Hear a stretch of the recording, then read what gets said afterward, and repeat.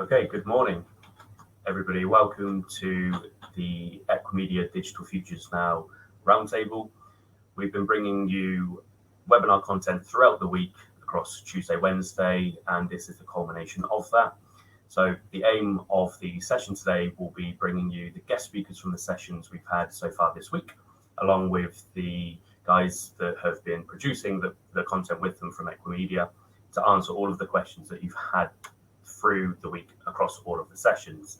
So first of all, I'm going to kick off with introducing everyone on the panel. We won't be laboring it too much because, of course, you will have watched all of the amazing content that's been produced and already have met them through that.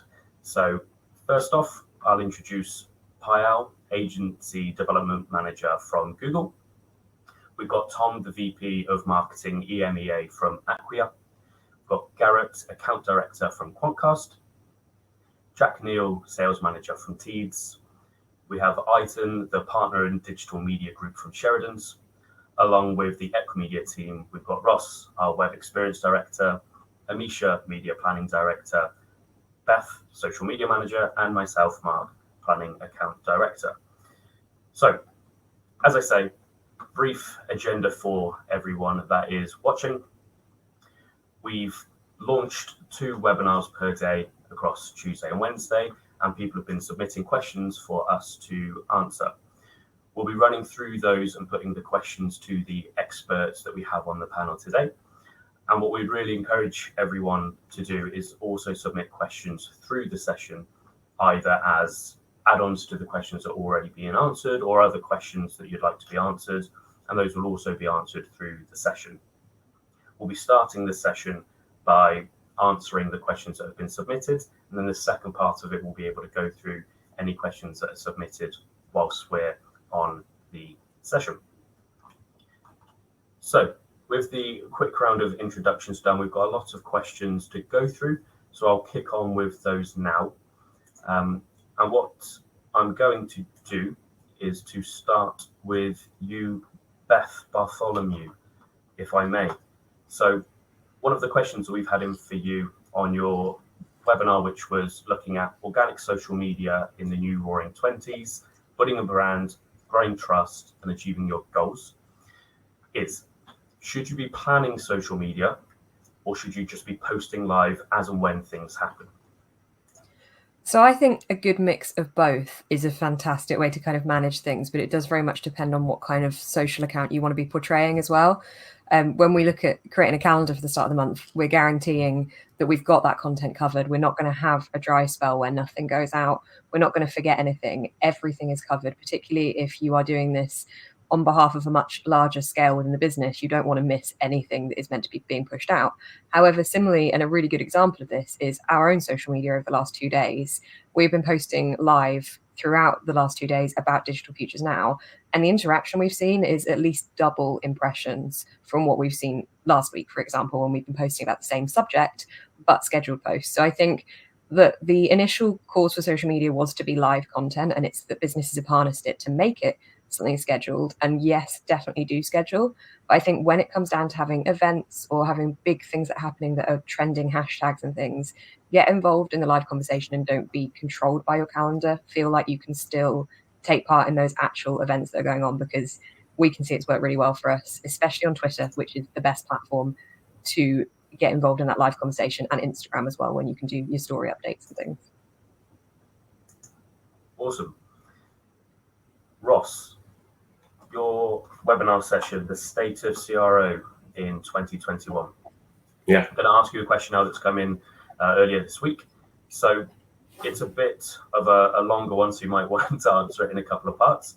So are customers able to specify a particular part of the website for a CRO project rather than, say, the whole website? And how long does a typical CRO project take? Yeah, so it's a very good question. So the answer really is yes, absolutely. So it's actually not necessarily a bad idea to specify specific parts of the site that you want to improve, as long as you've got the data to back it up. So You might have struggle, for example, getting users to the top of your sales funnel. So getting people into your e-commerce journey at the top of your lead gen form, for example. You might be okay getting people to the top of the funnel, and then actually the conversion on that form isn't particularly good. But it really is all about focusing on the areas that deliver the best ROI, and where you know people struggle conversion-wise, and you always have to focus on the data as well. So if you know you've got a particular issue in that you're only getting a 1% conversion from start to completion on a short form, you know you've got a problem there, as long as you have the data to back that up. In terms of the question on how long does it take, that is very much a how long is a piece of string kind of question. So I think traditionally, from our experience working with a variety of clients in a variety of sectors, CRO projects deliver the most value over, say, 6 months plus. But you will begin to see gains within a 3-month trial, and that's one of the things we work with our new clients on from a CRO perspective. Is it's all about doing the correct discovery up front, getting all the data on your user journeys, identifying those pain points, those drop-off points, and within a 3-month period, as long as your CRO has been backed up by good user journey analysis, by good behavioral analysis, you're going to see some gains pretty quickly, because within that first 3 months, you'll ideally be dealing with some of that low-hanging fruit, so to speak. But really, CRO should be like SEO. It's ongoing. It's always changing, and you should always be testing and learning. But you might get one experiment over the course of the year that delivers on all the ROI. It delivers on all the investment you've made. Awesome, Ross. I said it was a long question, so I have split it into 2 parts. I'm going to give you the second bit now. So the second part of the question's around being concerned that people are being put off by completing forms on the website, so long forms. Do you have any stats that you have that could help a marketing team to justify having shorter forms on the website so they can get those implemented through, say, a sales team? So in terms of form fields, it is a careful balance, really. I've seen case studies across various clients I've worked on, and just generally in the industry, when removing form fields actually reduces conversion, and adding them back in actually increases it. Therefore, making snap decisions about simply removing fields and hoping for better conversion isn't necessarily the best thing. It's all about being led by the data. But as a rule of thumb, long forms generally aren't best, especially if you're a B2B lead gen business, because each field has an interaction cost. So by interaction cost, I mean for every interaction you're asking the user to make on their way to converting, you're more likely to use them. But specifically, this sounds like it's more kind of a B2B lead gen question, which is, and if you are a B2B business, processing leads in a sales team is actually pretty important to make sure that the sales team are included in that process as well, because simply removing data isn't necessarily the answer, because some of that data might help that sales team qualify the best leads that will convert to sales, and they're going to know that. So actually not just doing on-site analysis, but spending time with the sales team and understanding what information they need to do their job and better qualify leads and prioritize leads is important, because it may well be that adding a field reduces the on-site conversion rate by, let's say, 2% for the sake of argument. But actually, by knowing that, they're able to prioritize the right leads with the right parameters that they know are going to improve. Good stuff. Thank you, Ross. So, Tom, our planning for a cookieless future expert from Acquia, question for you that we've had through the week. More people are now switching between devices than ever before. So between a mobile phone, laptop, tablets, if people are still using them, even, I guess, voice assistants. Will a cookieless future help or hinder in being able to track people across devices? Yeah, great question. I think the first thing to think about whenever you've created a digital experience with users across multiple different devices and multiple different technologies that are coming in through that experience is they're only going to engage with you across multiple devices if there's a clear value exchange between you and the customer. So remember that as I answer this next question. The short answer is it's going to be much more difficult to track people using the traditional methods of tracking that we have done in the past. You'll see organizations like Google that are moving to this cohort model for their advertising business, for example, and that's because the third-party cookie no longer will be used in the Chrome browser and so on. What that essentially means is that you're anonymizing the user. You don't know where they are. You don't know the steps that one person is taking. Facebook's solving the problem in a slightly different way, though. So rather than relying on a third-party cookie, it started to look at direct integrations with other platforms so that you can get more information about the user in a still anonymized but yet direct way. So, for example, Facebook's quite heavily integrated with Shopify. So for those small, medium businesses that are using Facebook advertising to drive traffic, you can still track conversion through the funnel to sale.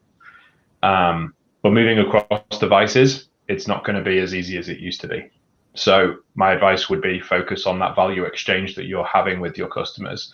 And if you've got a great value exchange happening, regardless of the device, regardless of the channel, you won't see any drop off just because you don't know necessarily that one person went from one device to another. It shouldn't really impact your funnel as long as you manage it carefully.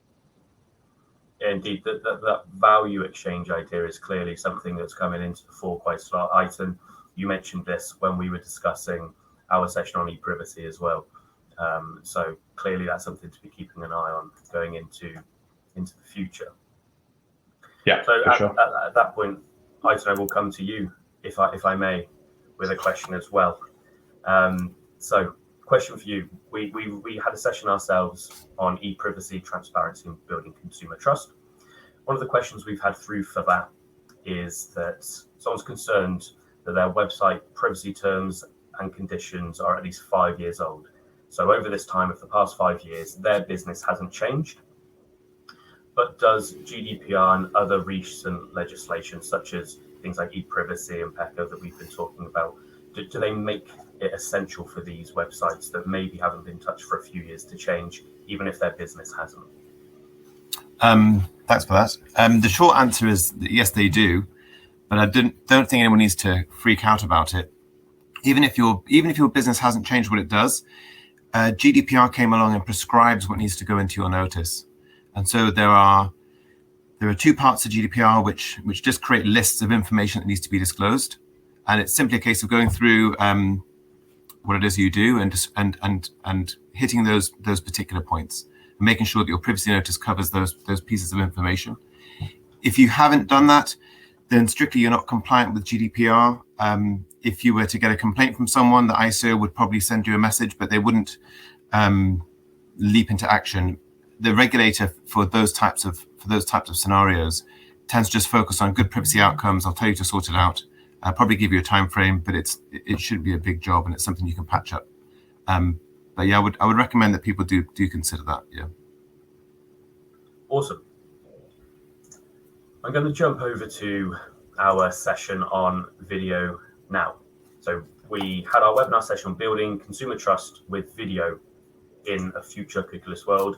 Of course, we've got 4 of you on the call now as experts around video: Amisha, Ayal, Jack, Garrett. So we've had a few questions on the session. Because we've got 4 of you, we'll split it into a couple of groups. I'll come to a couple of you for each question. Garrett, I'm going to start with you. You weren't on the webinar itself, so it'd be great to hear your opinion on this question. So it still feels a bit up in the air what an actual cookieless solution will be, considering we don't really know what the future will be itself. Do you think that we should be waiting for more clarity on what's going to happen, or are there certain things that we can start doing right now around a cookieless solution? Yeah, that is the question of the day, isn't it? To be honest, I think for most people it is probably it's probably still a little early, because it's still evolving and nobody really knows what the solution will be. Like, we do know there'll be several factors in that. There will be some form of consent, and there'll also be deterministic and probabilistic data. At Quantcast, we are trialing a cookieless attribution solution at present, and that's in alpha. So we are seeing results on that today, but to be honest, it's only something that we're doing in-house as a test. It's too early to roll that out on any kind of widespread basis. I think ultimately the challenge will be to balance accuracy with scale. So, you need a scalable solution, because unless we're into mass marketing essentially. But we need it to be accurate, and you can't have 100% into either field. So yeah, my advice would be kind of for most advertisers, keep a very close watch on things, but kind of hold steady for the moment. Awesome. Jack, same question to you, if I may, just to get your view as well. So do you think we should wait for more clarity on a cookieless future, what the solutions will be, or are there other things you think we could be doing right now? I mean, it's definitely too early to know what's going to happen. That's definitely clear. But I think advertisers need to bear in mind that we've only got around 6 quarters until the big drop off in cookies is forecast to happen, so about mid 2022. So what I'd probably say is actually, keep your ear to the ground to actually get more insight when it comes out, as things develop, but start putting testing plans in place now, because there are things you can actually start to do to get yourself prepped.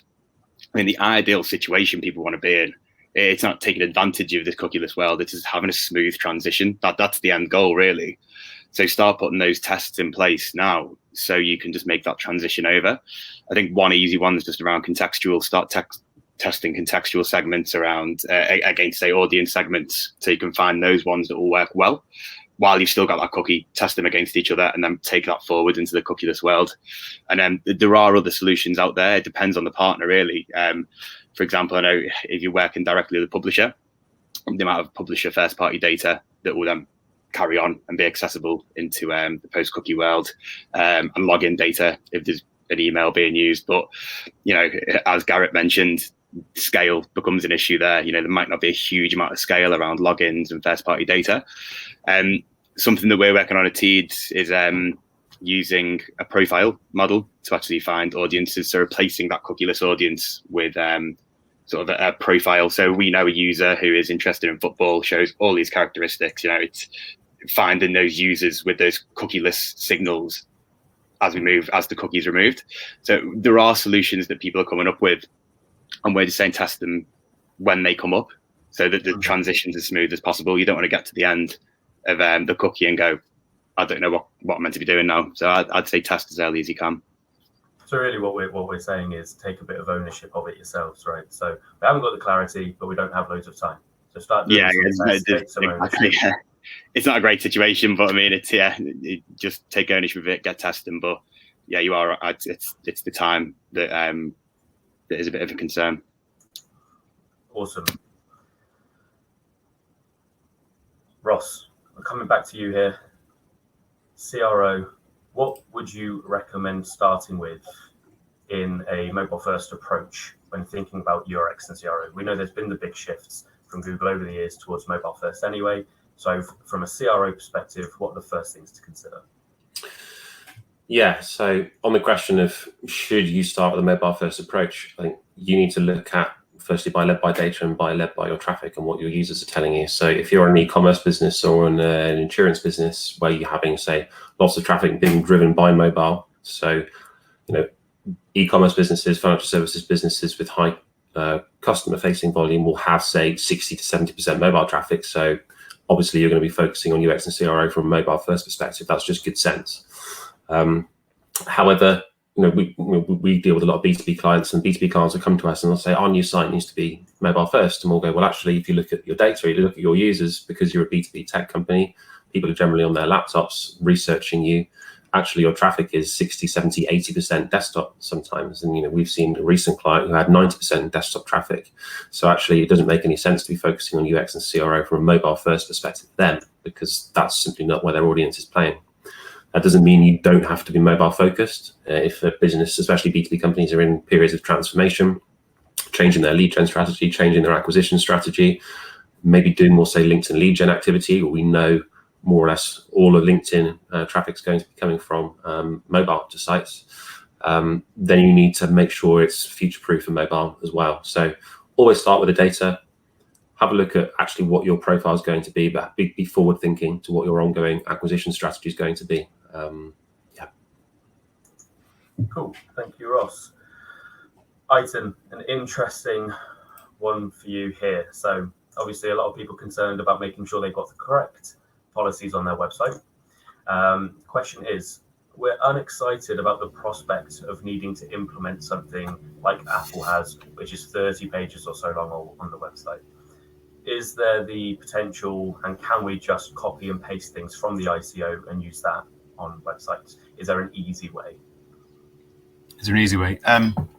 Yeah, I think first of all, I mean, as a lawyer, we advise people on these things, but it's good when companies show an interest, and often it's often just one or two people. Privacy strikes a chord with them, or they're strong-armed into doing it. And but when they engage with the resources on the ICO website, they'll find them quite helpful. There are templates there. There's very understandable guidance there. Often, if you're doing all kinds of exotic things with data, then you'd have more things to disclose as part of your transparency. If it's simpler, obviously your policy can be shorter, but in general terms, it needs to be short. It's better compliance if it's more understandable. And if you find that there are some areas where you can't really help but go into more detail in order to give a full picture, then perhaps adopt what's called this layered approach, where you provide simple information and then people can then click on a link to go slightly deeper into one particular topic. You might see, for example, a cookie policy, and then there might be a link which takes you to a table of all the cookies. That would be quite granular compliance. It's good if you can do it. So it doesn't have to be 30 pages long. In fact, it's better if it's not. It's much better if it's not. I mean, who's going to read that? It's hard enough to get the public to engage in privacy policies as it is. So keep it short, I would say. Good advice. Less reading, the better. Beth, coming back to you, social media. Is it worth investing in social media if all you're getting from your social media platforms is more followers and not necessarily more customers? So they're following you, they're looking at what you're doing, they're not necessarily purchasing your products. So I think the main value that I think people don't necessarily credit social media for is the fact that you are building a community. And that community might be a community that then goes on to make purchases. But if that community is just one that is your follower base and engaging with you, that is still building up almost a hype for your brand and an awareness for your brand online. So I think it's a really difficult one to kind of grasp how you should measure your social media. And I'm not necessarily saying you should measure it in followers either. I think the best measurement for your social media success is to see conversations and to see engagement and to see people genuinely talking and engaging with your brand, because ultimately you could get one genuine user of those that would be a permanent customer in the long run versus a lot of people heading to the website that aren't necessarily intending to make a purchase. So I think if you maintain and secure those followers at an early base, then in the future they may become customers, whether it's a financial situation that's going to have changed or just their tastes have changed. Different things make people customers in the future when they weren't necessarily customers before. So I think cultivating an audience, but also thinking about it realistically and thinking about the fact that, yes, you want that large following, because who doesn't? But also, why do you want that following? What do you want to get out of it? And build that sense of community so that you're not just sending people through without maintaining that relationship. I think it's all about nurturing a relationship out of it and really keeping them in the long run. I guess it comes back to what you were saying before, Beth, about having a plan for social media. Exactly. If you're building that into the plan, the nurturing, then exactly. it's going to help to move people through the purchase stage. Anyway. Yeah, definitely. Good stuff. Thank you, Amisha, Payal. We've kept you waiting long enough. So, very much your time to shine now with the next question on video. So, Payal, if I may come to you first, how important are production values in video creatives? So the person posing the question says that we don't have a large budget and we're discussing whether to invest in a single high quality video creative or lower production values and being able to get more creatives across it throughout the year. So what's the best approach and what is the importance of the production value?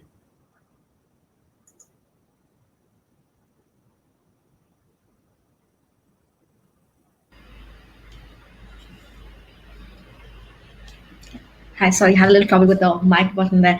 But I think that's... I think you've unmuted and then remuted yourself, Payal. Too many times. That's better. Awesome. I think I hit the button too many times there. Sorry. So you were just saying, I think that's a great question, something that we get very often. And I think it's a lot to do with, do you want the scalability of the video or do you essentially want like one good creative? I think the answer actually lies in where your business goals are at. And just as a platform, I think I want to also take off the wheel on how complicated video seems. Sometimes it can be really simple. You have ads ranging from 6 seconds that you can personalize to specific products. There is a wide range of flexible options available, not just in targeting, but also video story arcs and framing. So there is a wide variety of options available out there that can help you achieve both, which is, efficiently having a video produced and making sure that, it's reaching the right audience and giving you the right sales and leads coming through your door. But the one that I think, that references to the higher video budgets, I've worked with a few brands that tend to feel that, the more expensive a video creative, the better brand impact it has. In terms of audiences that we at least see on YouTube, there's a vast theme for being useful. Just like social media, people are looking for content that is driven towards, value versus direct sales. So if you're a brand that also needs to get yourselves introduced to your end customer and in a manner that you're being useful to them, I think those are the videos that need the higher video production cost, because those tend to be lengthier videos as well.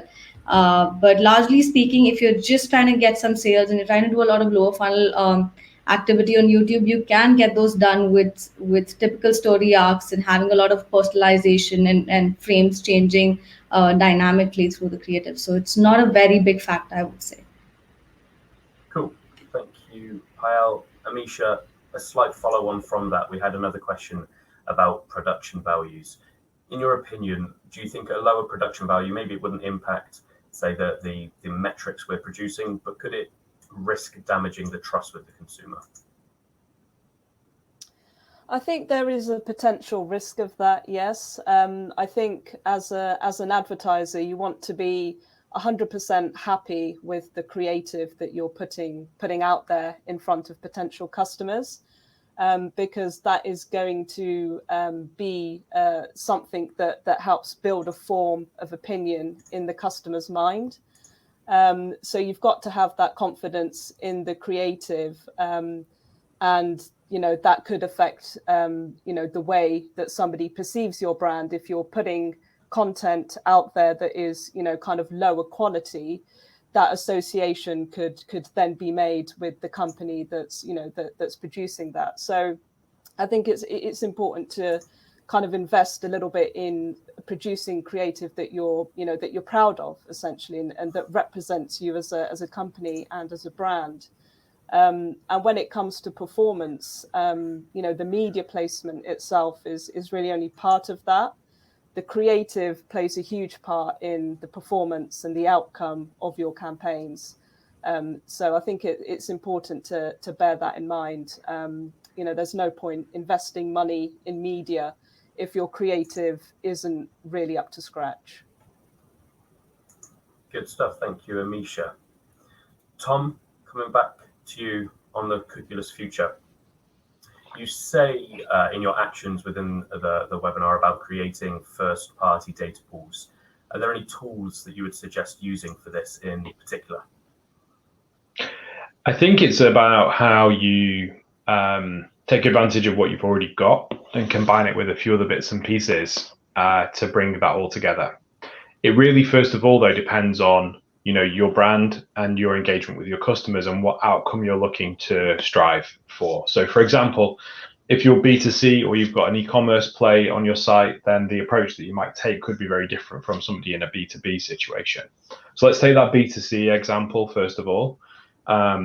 So you've probably got a website, you might have a mobile app. Either way, what you're already trying to do is bring people into your website to explore your brand in the most seamless way possible. The easiest way to create a pool of first-party data would then be to have an account or a login scenario for your customer, right? That way where they can see order history if you've got e-commerce and so on and so forth. Or if it's just about engaging with your brand, maybe they can maybe there's a value exchange about discounts or offers on things that they might buy in the store. But that login experience would then give that consensual, trust-based value exchange between you and the customer. And at the same time, you're going to start to collect data about that person in a completely consensual way. What you could then do to augment that, coming back to the tools question, is look at something like a customer data platform. So this isn't a CRM. This isn't, your ERP system looking at financial or transaction history. It's a single place to create a unique profile of your customer, but not only that, use machine learning to then analyze the data of all of your customers in a cohort analysis and look at that next recommended best action for that customer. So if you sell, I don't know, shoes online, you see somebody who's got a pattern of buying size 7 shoes that are, blue in color, and so every time you stock a new version of that, you're automatically going to send them an instant recognize kind of offer for that item. So something like a CDP coupled with your existing website setup, be that just a direct website hosting tool. There's many out there, including Acquia. Go and check us out. But you might also have an e-commerce tool plugged in there. Combine that with a CDP, and you could be in really good shape. Awesome. Thank you, Tom. I'm going to come to you, Beth, for another question on social. Which platform is best for certain businesses and brands to be using across the social ecosystem? Maybe with I like this one. I like this one because I feel like I think a lot of brands think that because there's all these platforms out there, like I would say the main 4 being Twitter, Instagram, LinkedIn, and Facebook, they think that covering all of those is the best option, but it isn't always necessarily the case. I think depending on, first off, if you're B2B or if you're B2C, is going to be a totally different bracket of areas. And then once you're into those, you've got your different target audiences. Twitter and Instagram are always going to be a very different type of way to market. Twitter, because it's very quick, it's very short life, it's very snappy, and you just have to be there right away to grab that attention. And it's also very much on trend. Like if there's something that is popular at that time, then that's the route you go down with it. So when we were talking earlier about the calendars and planning things, with Twitter, the live content will always do a little bit better. And similarly, Instagram, obviously, if you're a brand that is advertising something that you can show images of, for example, if you're a car retailer, you've got a really good thing there that you can market and you can take photos of, and you can use your Instagram for that. Whereas whilst we want to see images shared on Facebook and LinkedIn, it's not the end of the world if your brand isn't one where you have physical products and it's more of a service. So LinkedIn and Facebook, I would say, are much more, or actually mainly LinkedIn is very much more a B2B base, whereas Facebook is my least favorite of the 4, I would say. It's not as popular as it used to be. It's still certainly very effective, but it's kind of lost its direction a little bit more with quite a few different target audiences.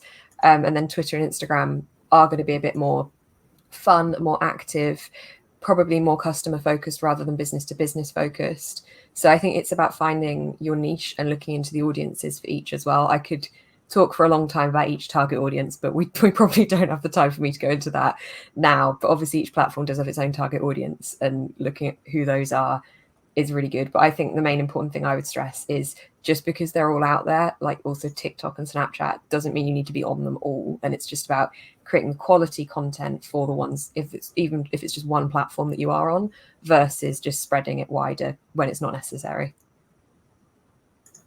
Good stuff. Thank you, Beth.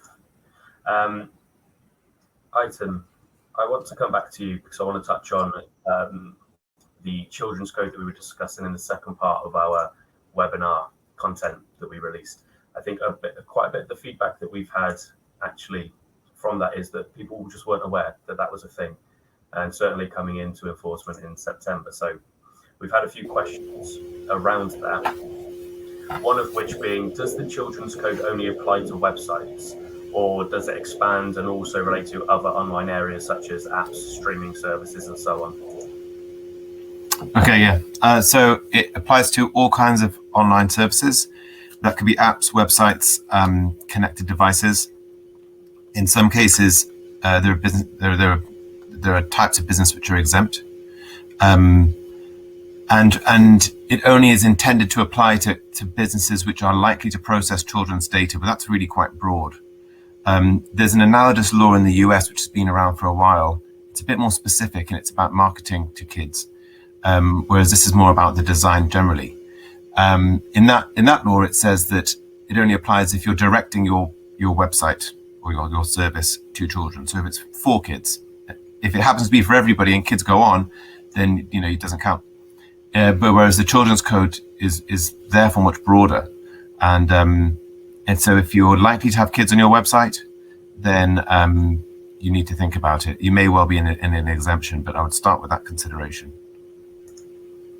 Awesome. And then just as a follow-on to that one, what are the implications of not complying from September?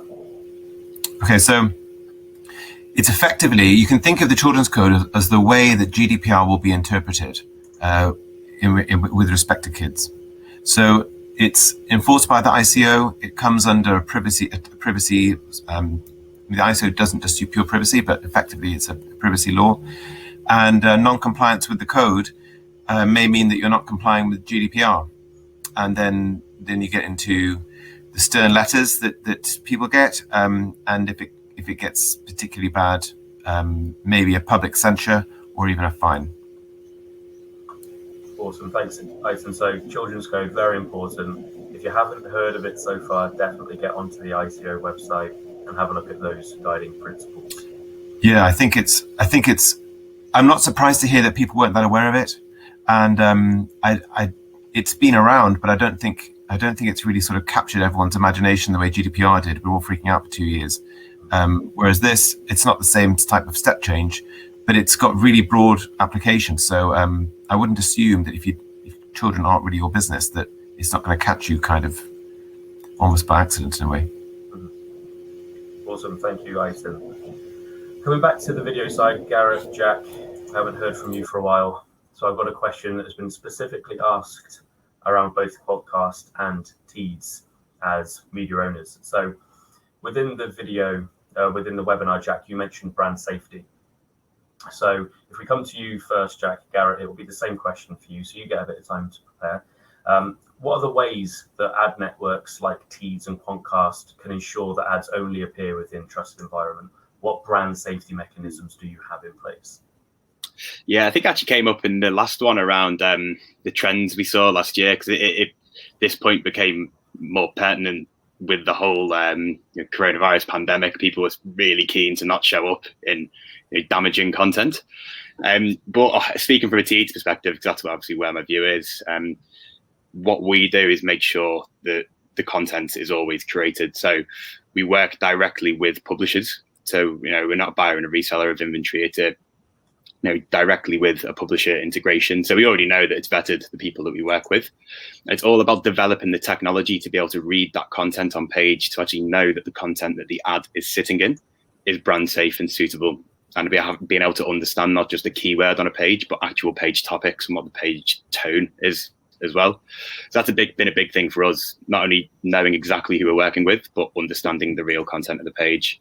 I think maybe more of a general one is for not just TEEDs, for media owners and advertisers as well, to make sure that we're not marking our own homework. So we work with Grapeshot, we've got Double Verify, we work with Moat to make sure viewability is up to scratch, so that there's complete transparency when an advertiser works with us. So we're saying, look, it's brand safe, here's all this information, and we've got another third party going, yeah, it's completely brand safe, don't worry about it. So yeah, a few things to think about, but working with a third party just ensures that transparency too. Thank you, Jack. Garrett, anything to add to that? Yeah, I think it's a similar approach in many ways. I mean, there's three main areas. One, we'd be very proactive in this area. We use our own AI to actually, we know fraudulent websites. We actively try and find more and inappropriate websites. As Jack said, keywords, category, content is all important, and we block those. God, I don't know what the last count is, but I think we must have upwards of 100,000 websites in our global blacklist to start with. Then beyond that, we'd be very reactive to when we spot anything. We do have a dedicated team that take this very, very seriously. And then it's collaborative. So we do work with other bodies, so the likes of Moat, IAS, as Jack said as well, also IAB. So we're certified gold standard in the UK, and it's something we're in the process of doing right now in Ireland. So yeah, it's an ongoing fight, and it's something we take very, very seriously. Good stuff. Thank you both for those ones. Sticking on the video topic, Amisha, one for you, I think here. Is connected TV worth investing in as part of a video strategy? Yeah, I think it comes down to the objective that you've got for your campaigns. If it's about building reach and frequency, then yes, I think connected TV has a role. Given the way that people's TV viewing habits are changing, I think probably most people now have a connected TV in their living room. It does offer that extra ability to reach a user. So I think it's definitely one to think about, and it is trackable as well. But obviously, if your objectives are a little bit more kind of bottom of the funnel and you're looking to kind of get traffic to site, then obviously you'd be thinking more about other forms of video to help you do that. Awesome. Thank you, Amisha. So we have 20 minutes left of the session. And as I say, we've had some live questions coming in as we've been talking. So I'm going to take the time now to switch over to some of those. We'll run through them. And if we have any time at the end, we can go back to some of the questions that have been submitted through the week. I'm going to answer them in order that they are on my screen, just so I don't get confused myself. So, Aitan, the first one would be for you. How are EPrivacy and GDPR linked?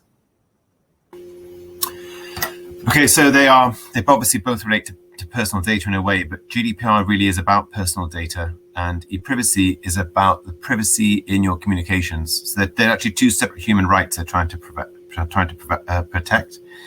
GDPR came along and harmonized all of the fragmented privacy laws around the EU. And there was supposed to be an EPrivacy equivalent, like a little brother that comes along and does the same. And that didn't happen, but it will happen. It will happen reasonably soon. It's been lagging, but it's a new harmonizing law for that area of privacy, the privacy in your communications, which then comes into cookies because you're inspecting something on someone's personal device. That will come along, and they cross-refer to one another. So EPrivacy often borrows definitions from GDPR. And that means, for example, that even though EPrivacy didn't change, when GDPR came along and said, for example, consent needs to look like this now, the EPrivacy consent standard was kind of leveled up because it's now referring to something at a higher standard. The same goes for things like enforcement. So you can enforce EPrivacy just because it refers to whatever enforcement measures are available in GDPR. And so, yeah, they're quite closely linked. It's not that clean at the moment, but the new EPrivacy draft should bring more coordination between the two. Awesome, thank you, Aitan. So Sam, you asked the question, hopefully more clarity for you soon. Payal, coming to you for the next question. It's actually something that you and I were discussing a couple of weeks ago, so I know you've got a good answer for it.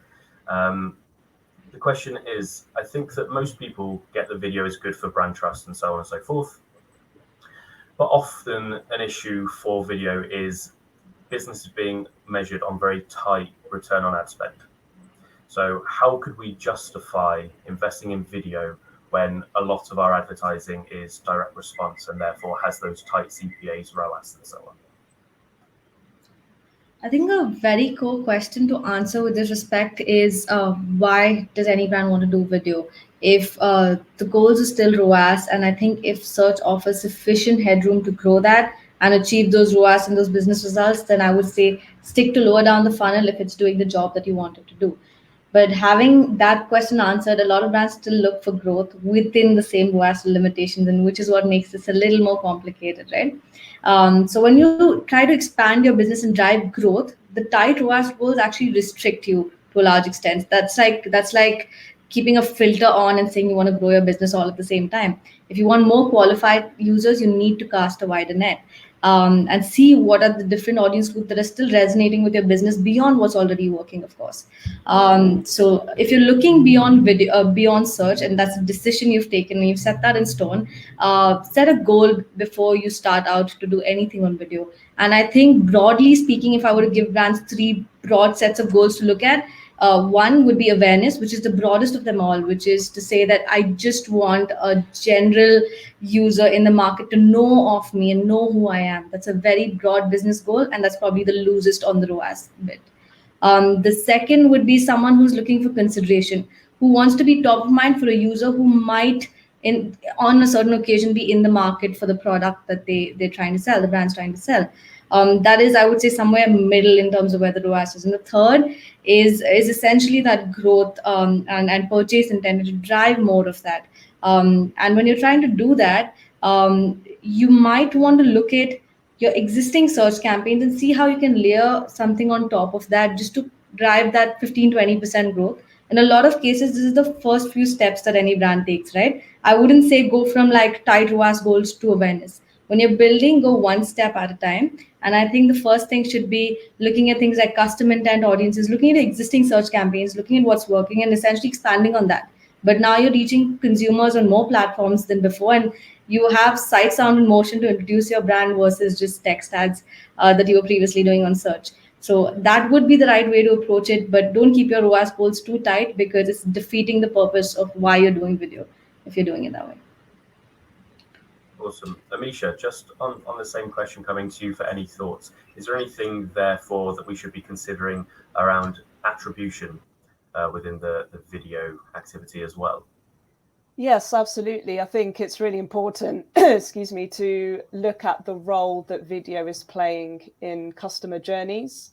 So, you know, something that we're seeing through video activity that we're running through YouTube for a client of ours is that YouTube is playing a role in assisting sales that are then happening through those more traditional bottom funnel channels.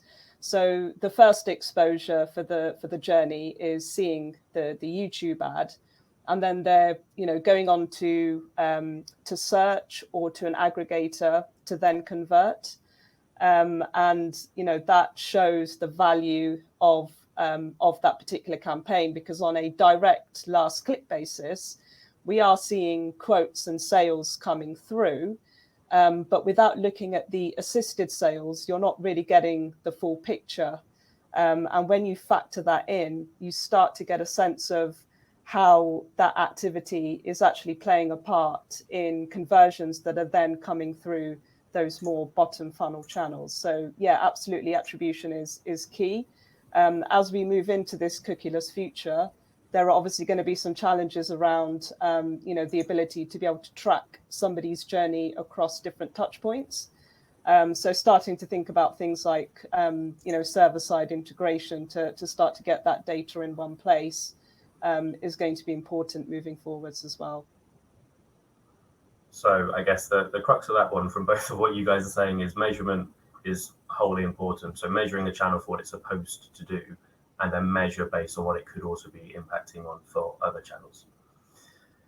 Beth, question for you. Quite a broad one, so I think you'll enjoy it. How much time do you need to put into organic social to make it succeed? It's a broad one. It's a how long is a piece of string kind of question, but I think there's kind of 2 different answers to it. In the short term, if you're looking like on a day-to-day, week-to-week basis, I think that people are surprised by how much you do need to focus on social media beyond just posting out the content. Like, you need to be there to engage. I would say dedicating 1 to 2 hours at either end of your day, like maybe 1 hour at the start, 1 hour at the end of your day, minimum, is a good amount of time to be able to look at what's happening on a day-to-day basis. And then obviously creating calendars and stuff outside of that. But I think it's really important to dedicate the time to engage afterwards, after the posts have gone live, because that's how algorithms respond and boost your content organically, is when you're already boosting it yourself, essentially. So I think a couple of hours a day is a good basis to set aside, but also in the long run, it's often advisable to just kind of keep in mind that timeframes that are realistic for your business, but also for how the algorithms on social media work. It can take anywhere from 1 to 3 years for proper changes to be seen on a social media platform, which can be a very scary and ridiculously large amount of time. But when you look at kind of how long it would take a strategy to take place and how long it would take if you've moved from one agency to another or one manager to another, it takes time for the algorithm to recognize what you're doing and for that to become like the norm. So on a small scale, a couple of hours, but don't expect changes within a couple of months. If you are mixing things up a bit, give it time. It's going to take time to get there. And also, unfortunately, organic is always unpredictable. It's the running joke within social media marketing of, why didn't this post do well? And the social media manager is saying, well, I can't always say exactly why, because sometimes the algorithm doesn't like your post. So it's the patience to know that sometimes that's going to happen. So you need to put more hours in to come back out of that hole, essentially. So Beth, just a follow-on question from me.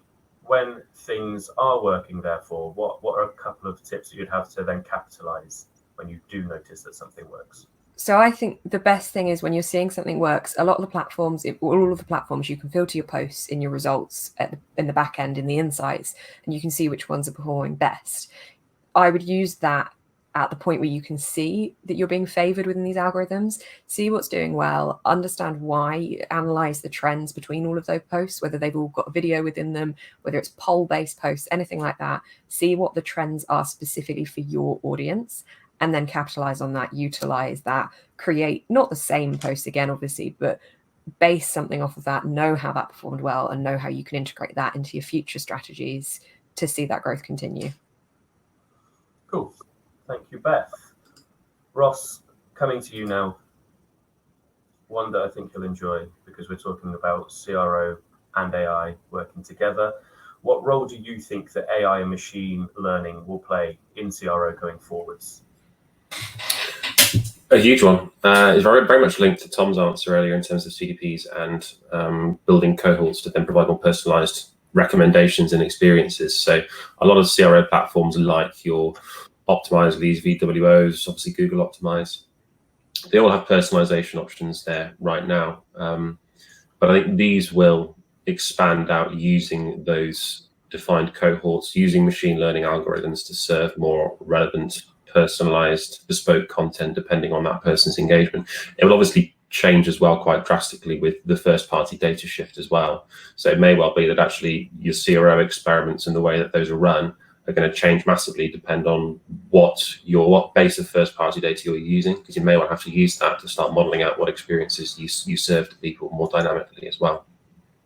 So it is a very broad question, and to Jack's point earlier, is linked to the first party data point. We don't really know yet, but all we know is, say, just looking at, say, GA4, for example, we know that integrations are coming for GA4 for DV360. We know AdWords integrations are already there. GA4 is going to be probably quite a significant first-party data pool to link certain advertising tools to as well. And it wouldn't surprise me if there are integrations to tools like that from CRO tools, for example, that then allow you to use that model data to serve more personalized experiences. So it'll play a huge role, as it was already starting to do in certain realms. It's an exciting change. It's an exciting change. It's just keeping our ear to the ground at the moment, really. Cool. Thanks, Ross. We've got another question on video. So Jack, Garrett, I'm going to come to your side. I've split you guys up because you're on different sides of my screen, so it works quite nicely. The question on this one, I think it'll be good to get your take on it from a media owner perspective. So we know that video campaigns take time to build. So if we're working towards a deadline for a campaign, for example, Black Friday, when would we need to start planning a video campaign? Jack, if you don't mind going first.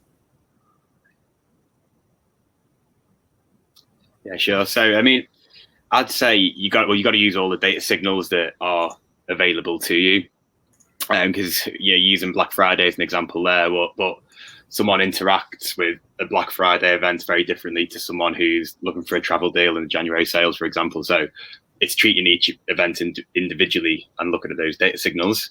So I'd say lean on your media partners for one. So, for example, we do it one way by using content consumption, because we're directly integrated with editorial content exclusively. So we can look at what people are reading. And for example, we've done it in the past, actually looked at Black Friday. We can see when people start to consume Black Friday content. So we can then inform our clients to say, men start consuming it around 2 weeks before, women 3 weeks before, start thinking about launch in those areas. I'm sure other partners do it in a different way, but I would lean on media partners in that way because you have a huge pool of data that you can utilize. I think another point as well is looking back at your previous campaigns. It's just a simple one. You have the data there. Go back, take a look, see how it performed in the past, see when you really started seeing performance pick up, and use that to inform your data. And I think on a final point as well, if you do have access to, say, third-party planning tools, I know not everyone does, but your TGIs, your ComScores, things like that, you use them as well to inform your decision making. A lot of survey data goes into it where they've actually asked questions to people, so you actually get informed answers back around what people's opinions are to certain events. Awesome. Garrett, anything to add from your side? Yeah, I think, it starts a bit like what's the role of video for the campaign, and typically the role of video would be more, I think we spoke about the funnel earlier on, so it'd be more upper funnel, so the awareness and consideration. So you probably want to launch heavy with the video, and then as it comes to say Black Friday or the launch date of the sale or whatever it might be, you'd probably ease up in the video and go more into lower funnel activity. So say display would probably take more of a lead at that time. And then, apps like it's knowing your customer, like when is the right time for that campaign. So like, for example, on the car category, you want to see that desire in kind of Q4, and video is a huge part of that. But then like Q1, it's all call to action. It's buy now, finance, quote. But use video in Q4 to show off the fantastic car, show the features, show the luxury, and build the desire at that point. So it is going to be different for every different campaign. But generally, I'd say video would be appropriate to be one of the first elements to launch with. Very useful. Thank you very much, both. Ross, coming back to you, we've got a few minutes left. We've had another question come through on CRO. So when starting out with CRO, is it better to go bigger and bolder with the experiments, having the potential for a larger impact? Or is it better to focus on the subtle changes that might be smaller but more consistent improvements? It's a good question, and it directly relates to something I was talking about in the talk, which is when you're starting off with CRO, any CRO or UX project, actually getting initial investment and management buy-in for that can be quite difficult. Whereas with media buying and media planning, you can forecast potential return. It can be a little bit harder when you don't have the data to actually forecast what that return is going to be. One of the things we like to focus on is obviously modeling out, once we do the user journey analysis, and we model out exactly what X% conversion rate is going to mean in terms of bottom line on an ongoing basis. So really, when you're starting out, it's always best to focus on the areas firstly where when a small conversion rate impact could mean a larger impact on bottom line. So that's the first place to start. Whether you start with bigger or bolder experiments, we tend to find that if you start off with bigger, bolder experiments, it can be great because you can get a big return, and then you can go to the board or the person that's a budget holder and go, look at this amazing return, and they'll go, this is fantastic, let's invest in this further, which is exactly what you want. But also you have the higher likelihood of failure. But at the same time, if you are focusing on, say, more subtle changes, even subtle changes can have a big impact. We've seen things like just adding a chevron to a button on certain pages and changing the language on a CTA could have quite a significant impact, and that can drive 5 figures worth of change at the bottom of the funnel. Just small things like that can have big impacts. So finding out where your low-hanging fruit is originally, find a piece of low-hanging fruit that's based on solid user research, solid user data, probably is a little bit bolder and more visually impactful. But if you've got visually impactful experiments that are backed up by user insight, well, then your hypothesis for any experimentation is probably going to be fairly solid. So start with those low-hanging fruits, start with solid data-backed hypotheses. Whether it's bigger or bolder doesn't really matter, as long as you've got the data to back it up and you can be super confident about it. And then it enables you to then say, well, within our first month, we've had 2 successful experiments that have driven a 10% conversion rate uplift. This could mean X pounds worth of uplift at the end of this month and ongoing incremental gains as well. So as long as you can model it and prove that ROI, I think that's really the starting place. Awesome. Thank you very much, Ross. And indeed, thank you very much, everyone, for joining the roundtable today. Thank you to all of the guests. Thanks, Amisha, Beth, Hayal, Ross, Tom, Garrett, Aitan, Jack, and thank you to me too for doing the hosting. We will have all of the webinar content still available on demand for anyone that hasn't watched it yet and wants to, as well as this webinar. I hope you've enjoyed the content from Digital Futures Now throughout the week. We will, of course, be running more events in the future, and we look forward to seeing everyone on those sessions as well. So thank you very much, guys, and have a good day.